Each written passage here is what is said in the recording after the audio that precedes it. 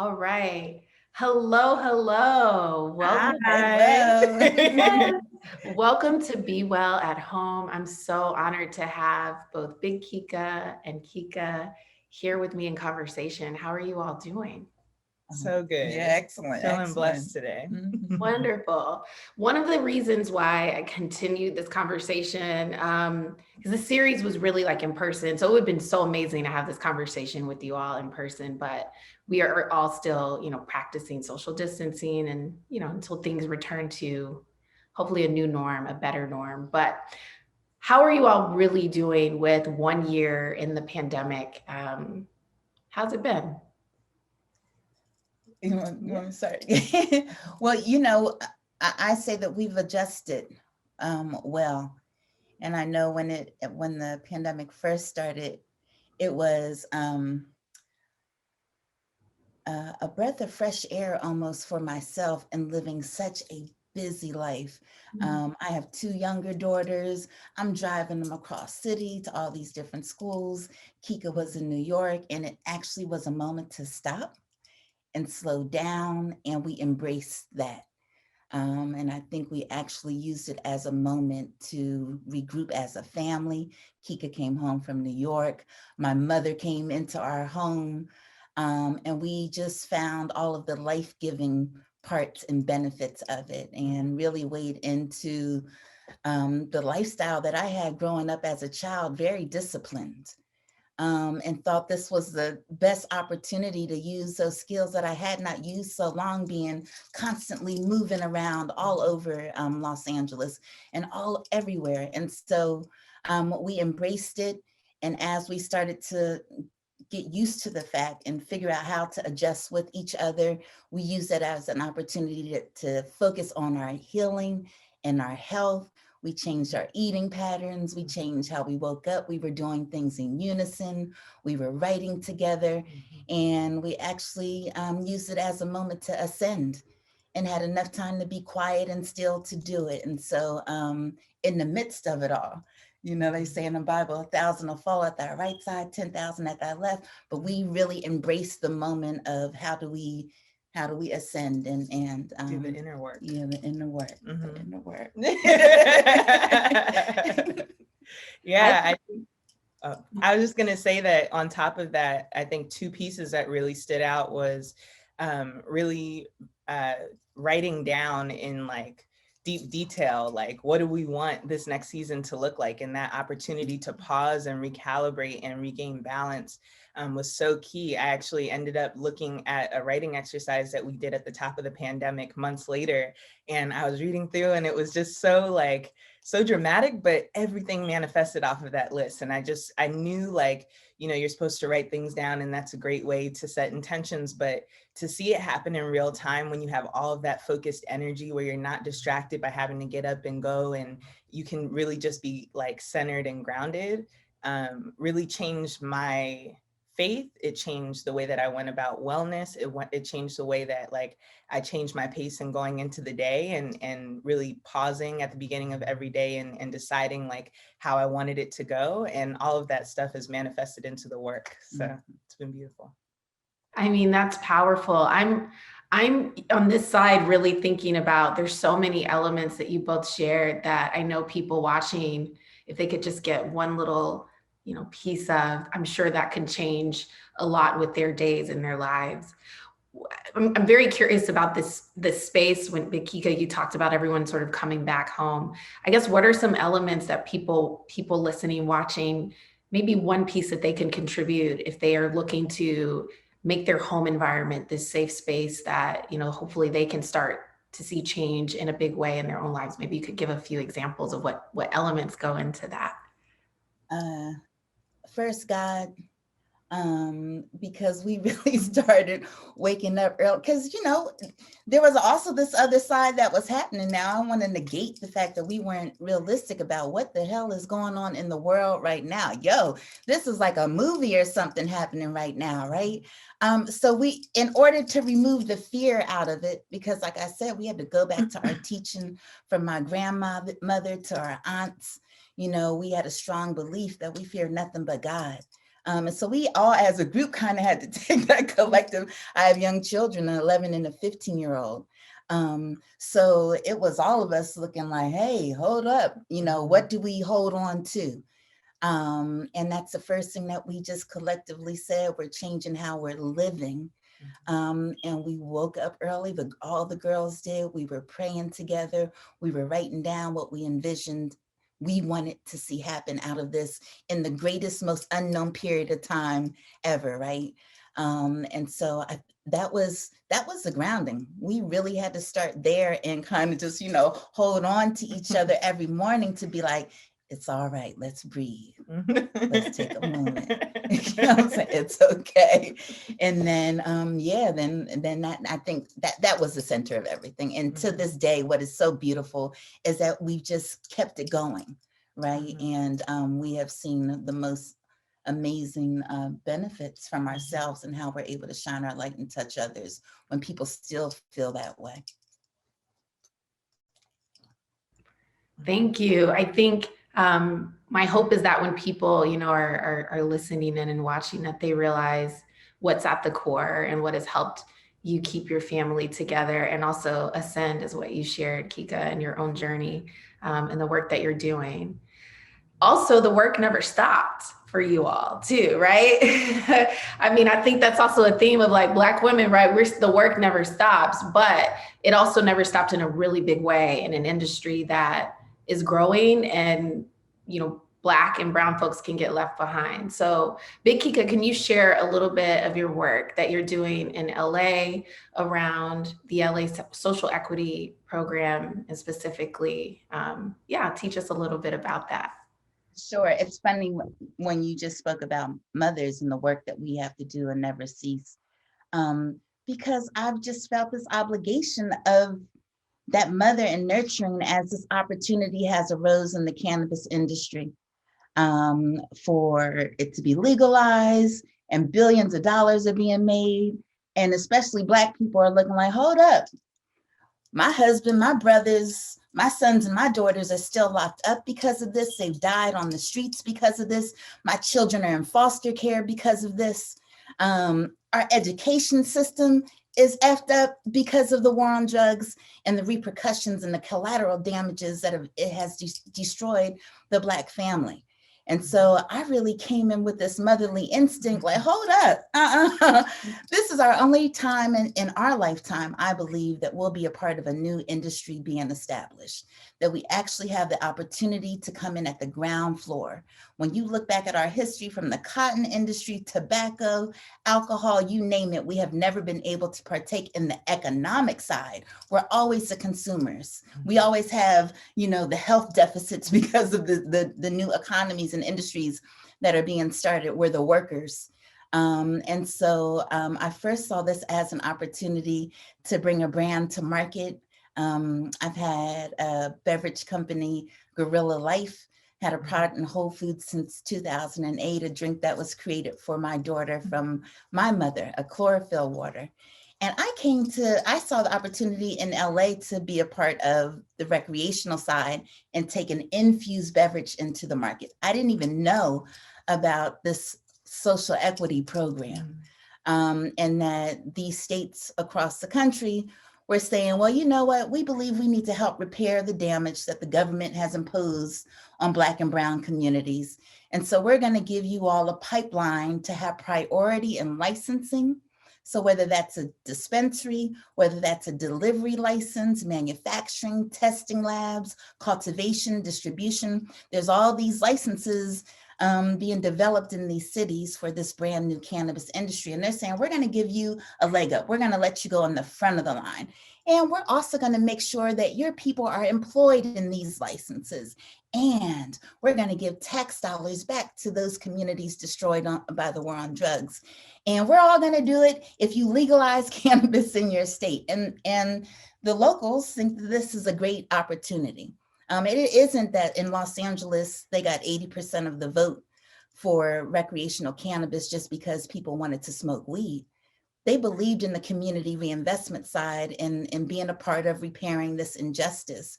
And so, yeah, that's the opportunities that they say But we also understand, like in all of these other industries, white men are behind them all. And they certainly do not want to see us participate. And so that's going back to that mama thing. What I realized when I learned about the social equity programs, that though the laws were in place, the programs were designed to fail. There was no access to capitals. You have to be low income in order to participate in the program. You have to come from a disenfranchised community, which means you're in the poverty level, right? You have to have a cannabis conviction or arrest. And so how do you expect us to be able to operate these multi-million-dollar businesses that cost close to $1 million to open without giving me some capital? What's the purpose of being in the front of the line?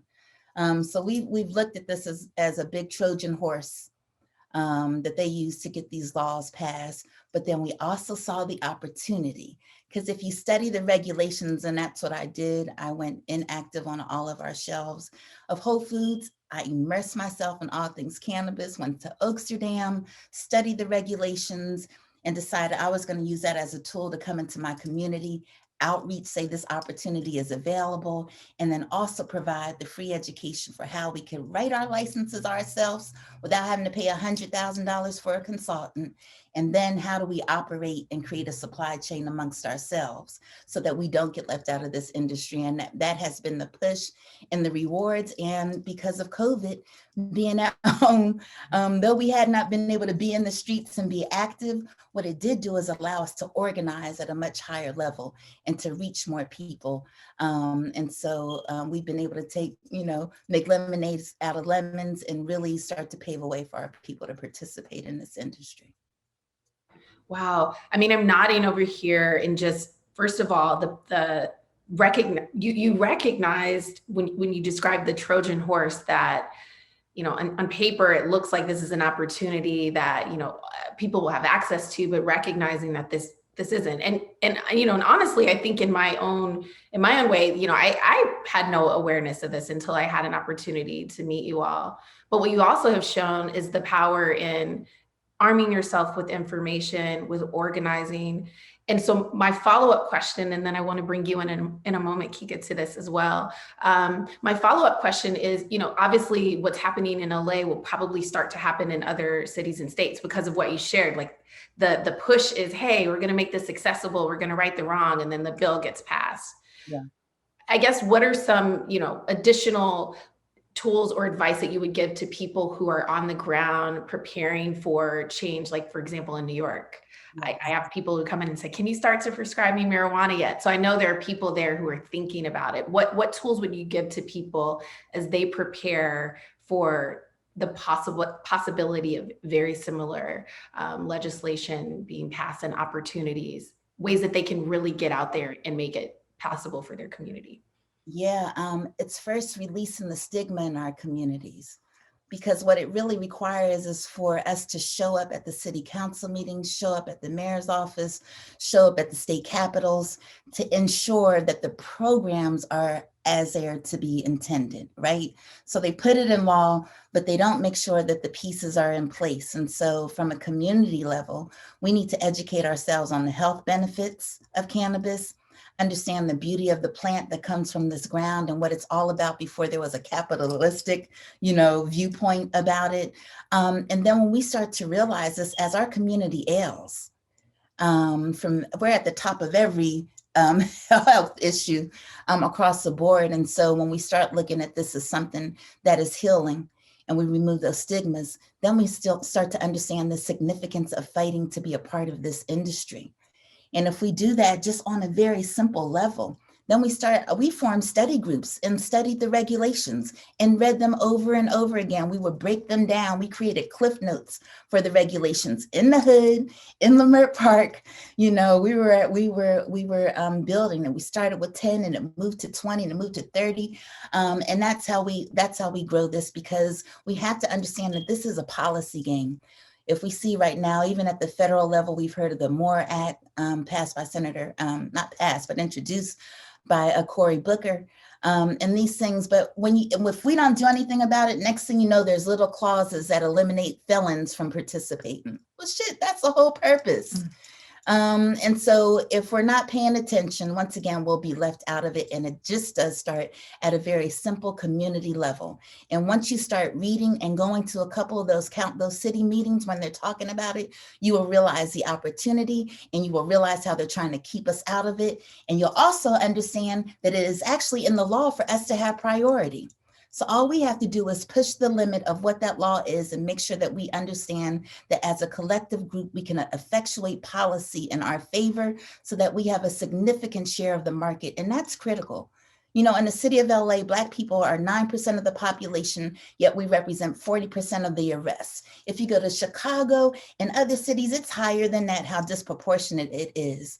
So it is important that we understand that we can take a very active role and share of this market. And we just need to organize, start small, and study the regulations.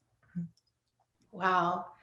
Kika, you are home. And I think about the sort of theme, I always try to think about themes and how we're always just, things are constantly being interwoven together. So, you know, in a way, going home is like you're rejoining with family, with your mother. Can you tell us about what role you have contributed and actively are contributing to the work that your mother is doing and what it's been like to go, you know, home and share in this way? Yeah, definitely. A little known fact about my mom is before her entrepreneurial endeavors, she was working at Sony Pictures. And that was at a time when I was growing up and I would go on the lot and see this fast-paced environment. And that ended up being what I aspired to do. And so at 17, after I graduated high school, I had the opportunity to go and work with Usher's management team in New York. Which was a big shift from growing up on Crenshaw and growing up in the hood and then having to adapt to a new environment. And I spent five years there with him and eventually grew in the industry and went over into entertainment marketing.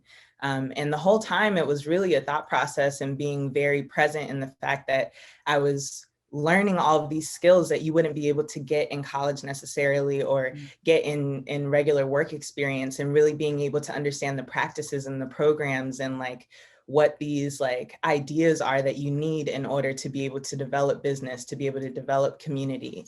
And so I always knew that those tools would be beneficial to the work that we were doing, because at this point, my mom was in a 3-year battle with the city trying to keep a hold of what will now be the dispensary. So when the pandemic hit in New York was really the epicenter at the time, I came home and, you know, it was at that same table we were writing intentions that we started writing business plans, you know, and I was able to be like, all right, wait, so do you have a deck for this? Or have you thought about these programs and formats? And it was such a beautiful experience because for me, not having gone to college, I was really able to see for some of the first times outside of this fast-paced environment, just how much I had learned and just how much translated into the work where, you know, when you look at nonprofit organizations or community work, a lot of times there's this like poor righteous teacher component that comes with it, where you're assuming that you can't get paid, you can't get the funding, or that you have to go through government funding or grants. But, you know, from a marketing perspective, you're sitting there and you're like, wow, well, we could call up some of these brands who are looking at this moment and understanding the importance of the Black dollar and understanding the fact that the consumerism is changing, and they want to be a part of the movement. So then you change how you look at yourself, you change how you look at your ideas and your business, and you say, well, you know, similar to social equity, like we are up, you know, this is the time now. And so it was really beautiful to be able to combine all of those skills and learn a new industry, but still be able to take some of those values over. And it has benefited the way that, you know, my younger sisters see what they're going to be doing and how, you know, you can kind of break the rules and create your own path, and still be able to tap back into the community and reinvest. And that's been, you know, the biggest blessing. I got my hype man. I love it. And it seemed like in that moment too, mom is like, wait a minute. Yes. Right? All the time. As she said, she left when she was 17. So I've been waiting on this time and I've been watching her grow and feel like I'm her coach, you know. And so then to have the star player come back on the team and us work together has been so divine, would be the right word, because we have always intended. And I've been raised by two strong community healers, community activists. That's where we get this from. We've seen those examples. And we truly always endeavor, as we're building and want to have, economic stability and self-sufficiency, it has always been about being the voice of the voiceless. It has always been about fighting for injustice.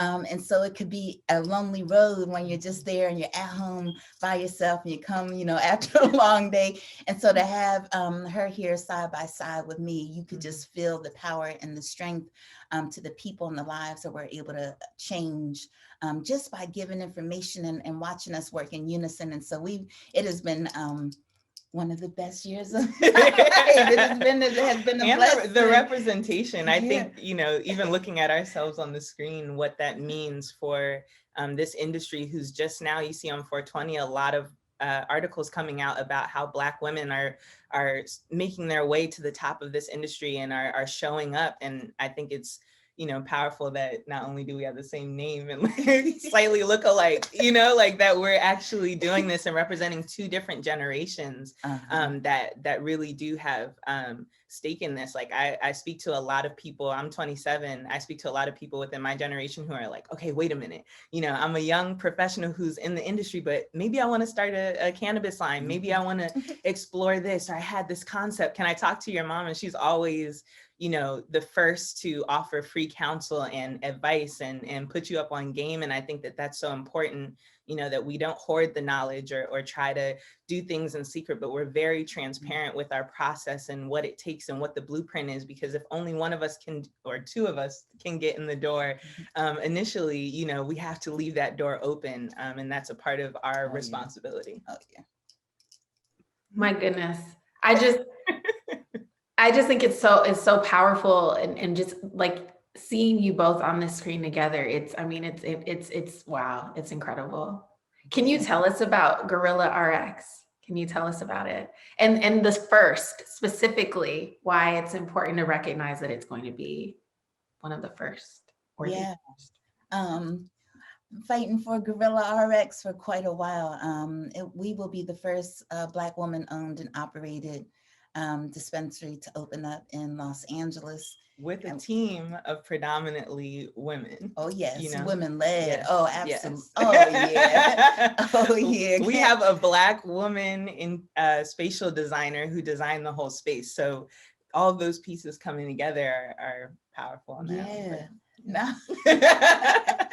Yeah. I call it the house that the people built, to be honest with you. And it has literally been built by the community from the time that the community, there's these different rules within cannabis, right? They have very strict regulations, like liquor licenses, but stricter. And so one of the rules is you can't be more than 700 feet away from another dispensary. Mm-hmm. So as we're waiting all this time for it to open, there was an Armenian dispensary that moved next door. That's, mind you, we are on Crenshaw Boulevard, our hood. This is our own Black district, right? This is the only place that you will see all of the Black-owned businesses along Crenshaw Boulevard, around the corner from Lamert Park, the heart and soul of our culture. We call it Little Africa. And so for this dispensary to move next door to me, it would have excluded me from the opportunity to even apply. I've been waiting and holding on to this property. If our community didn't come out and show up for 5 weeks straight from the time they opened to the time they closed, because they had been in our community for 10 years in another location, did not hire our people in the community, did not give back. And that's one of the tenets of these cannabis licenses. You're supposed to have a very healthy community reinvestment and benefits plan. Mm-hmm. And so, yeah, the community showed up, boycotted them, protested all of their locations until they moved. So we wouldn't even be here if it wasn't for the community showing up, to us utilizing that empty building to hold classes, to verify social equity applicants. And then, as Kika said, those folks that volunteered have become a part of our team and our family. So this has been a long awaited opening for not just us, for the community, because we wanted to bring in something. That is why we brought in a spatial designer and assistant that could feel the love and our energy. We wanted people to walk in and feel that, and for it to be a landmark in our community, for us to see how we're supposed to build and diversify our business offerings in our community, that we don't have to go out to our community. We need to bring that back. And for years, when I was walking up Stalker and going to the Baldwin Hills Mall, and moving in these streets, to be able to open a business that is based in wellness. That's where we come from. As I said about my parents being healers, we were vegetarians back in the 70s when it was not popular. My parents always believed anything that we needed comes from the earth. So then to be able to display this in such a fashion, we plan on having the largest selection of Black-owned cannabis product lines and social equity lines. We like to say we're Trader Joe's meets GNC to the wide variety of products, because we know it is not just about smoking it. We also know how it affects our endocannabinoid system and how important that is to our body and the vital life-giving properties. So yeah, we're excited. We're excited to open and educate the community and share and just provide something new. I think another part to that, one of my favorite parts about this process has been, similar to what you were saying before, a lot of people have never even started a business or understand what that takes, or even have the capital to really bring a full vision to life. A lot of times you're trying to like pare down and figure out what's affordable. And we've been really blessed to have so much support that's outpoured from all angles. And I think, it's that diligence that puts us in a position where the other day when we were in the middle of the build, we were actually going to be changing the walls and going off of these renderings of this space, again, that had served as, the vehicle for the movement. And it ended up being that when we sand sprayed the walls down, it revealed this really beautiful exposed brick. And I think things like that, where you're like, wow, like we've been sitting in this space and doing the work and not focusing on, the marketing play necessarily, or how people are going to see it, we're doing the work and utilizing what we have. And then you get to this moment when it's your turn and, you have these beautiful reveals and we've just tried to really keep people abreast to what that process is and how, through seeing the process and seeing what we're doing in the construction phase and not just putting up, a barrier between us and the people, it makes everything a lot more relatable. It makes it seem like it's attainable. And that's really been, part of my favorite part of the process, because it's going to come out really beautifully and you'll see the articles and so on and so forth. But that phase when you're like just scratching the surface literally is really fulfilling. Well, I know we all can't wait. I am excited for an opportunity to be able to like one day get on a plane and go to LA and see the good work that you all are doing, because I know it's going to be beautiful and amazing. And as you said, really maintain that community connection that has helped to drive the movement, support you. It's just a constant pouring back and forth into each other. So congratulations on that. Thank you. Yes. Kika, I want to ask you a few questions about wellness. As your mother shared, it's been a part of your upbringing, right? Growing up in a household, I'm sure that, was really emphasizing eating healthy foods. Vegetables is probably a lot different than some of your, friends. But I've noticed in following you on social media, getting a chance to see your life there, that it's also become a very, very big part of what you share with your community on social media. Like, what are some ways that you sort of center wellness in your life? I've seen the juicing. I've also seen your approach to how you're going to think about where you're going to take your life in terms of your career. Can you just share a little bit about your wellness journey here too? Definitely. It all started with Guerrilla Life, which is beautiful that the name kind of crossed over there. Guerrilla Life is made out of chlorophyll. So it was the first to market chlorophyll water.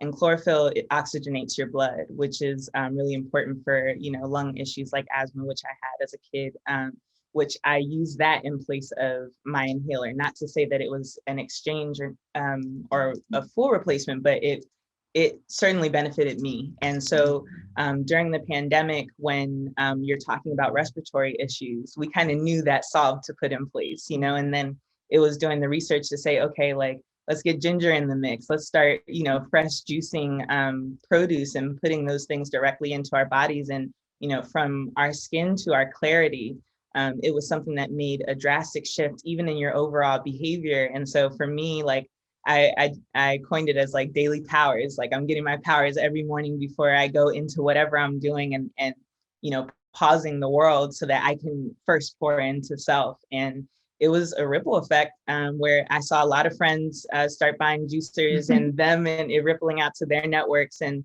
it's something that I still stand by today because it's so important, you know, to even know it showed me just how much I didn't know, right? When you go into a produce section, you kind of go for your apples and oranges, but then, you know, what are those bitter tastes? What are those, you know, sour tastes and different, you know, fruits and vegetables that you can incorporate into your daily lives? And then how do you treat it like medicine? How do you go in and you read the nutritional facts on a fruit? You have to really look up and say, well, what is this good for? Oh, blood pressure, I need that. Oh, like, you know, energy, you know, how do you get these natural sources? Because being in the industry, you know, the solves for that is a Red Bull or a coffee, you know, and then it's like, how do I repurpose that and change my process, and be intentional about it? And I see results every day.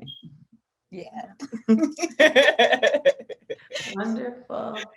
I want to take a moment, and there's a part of Be Well where I ask people to share what if you have like a mantra or a philosophy or something that you kind of go to often. If you have that, I'd like you to share it. I also like people who are watching in the comments to put your philosophy or mantra, just something so we can keep, you know, this good energy that you all have given us. I mean, you've educated us. I can feel the warmth through the screen. And so I want to keep that going. So do either of you have philosophy or something that you reflect on that brings you back, especially when things feel like it's off course? Mm-hmm. You know, we've been talking a lot about walking in our knowing, and that's one thing to believe something and have faith, but then another thing to step into, you know, who you really are and what your purpose is in life. And so I've been referring a lot to Layla Delia, who has the book Vibrate Higher Daily. And it starts off with the phrase, she remembered who she was and the game changed. And I think that speaks for both of us, you know, having that moment to really self-reflect and have that process and walk out into this new world with a true respect for yourself and who you are and who you're destined to be, and all of those good things that your parents and grandparents instilled into you, and walking in that and not, you know, a manufactured version of that, but being real and being raw and being warm. And, you know, and then the game changes. Yeah. It actually does. Awesome. I think for me, I've just learned to simplify things. And coming back to it like that, just simple, it really does. You just do it that simple. And so I've just really learned to just balance myself by saying hallelujah, hallelujah, hallelujah. And my aunt would always say it. I was like, I should keep saying hallelujah. But I've just found that I still myself with that. And the one thing that I say every day in my prayers is, bless me to be a blessing to others. And I move with that intention with each and every word that I say and place that I go. I stand in that light and with that amount of love, because that's who my grandmother was, such a loving being. And yeah, I keep it that simple. I love it. I think whatever it is that people use, it doesn't matter how complex it is or simple. It's just about what's going to bring you back in that moment. So I love, again, seeing both of you here and just the two elements and the two, you know, sort of ways that you both approach coming back to a place of stillness. I think it's very powerful. I do want to just get ready to close out. I want to ask, you know, any advice that you would give to people who are still trying to cope with the changes with the pandemic and sort of how it's affected their life. Any nuggets? You've already given us so much, but anything that you would say directly to people watching who need a little bit of inspiration or encouragement during this time? Yeah, I would say whether you're better in the morning or in the evening, taking a moment before you go to sleep and maybe waking up a little bit earlier than usual, just to be in that space of silence and grounding, and to sit with yourself has been the biggest game changer for me. Before I do anything, you know, we always say in the morning, like, God first, like before I pick up my phone, God first. Did you even like, you know, think of yourself first and how you're feeling? Do you drink your water? Are you sitting still for a moment before you give yourself to the world? And that's the biggest token I would give. Hey, well, shoot, you said it all. I agree with that. That's it right there. So how can people follow along on your journey? I do want people to continue to support. How can we support you all in the movement that you are actively building out and living through? So yeah, where can we follow and how can we support? Well, you know, I always plug the community first for those that are looking to enter into the cannabis industry, and it just does not have to be through a license. It could be building a brand. It could be that you're an accountant and now you want to work with cannabis businesses. Lifedevelopmentgroup.org is our community website. We do free consultations.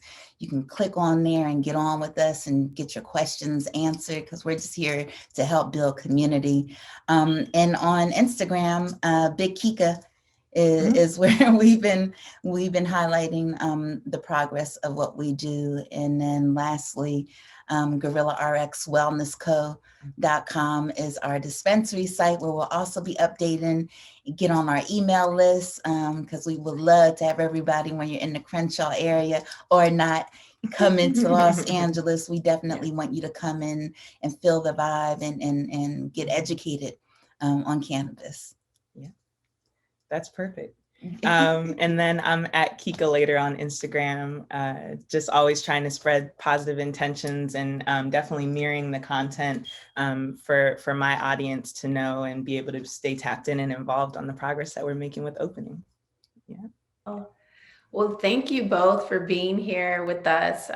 You know, I think, again, I'm so inspired by both of you. I had an opportunity to work with you, Kika, before. And so it really feels great, full circle, to come back, but also to see you in this light. Like, you know, I offer peace to both of you and abundance. And I also hope that you continue to just march forward on the journey that you all are on. I know it's not easy all the time, but there's so much synergy that you all have created. And so thank you for giving us a chance to experience that here today. I really appreciate it. Thanks. We appreciate your voice in the culture and wish you all the prosperity. Indeed. Thank you.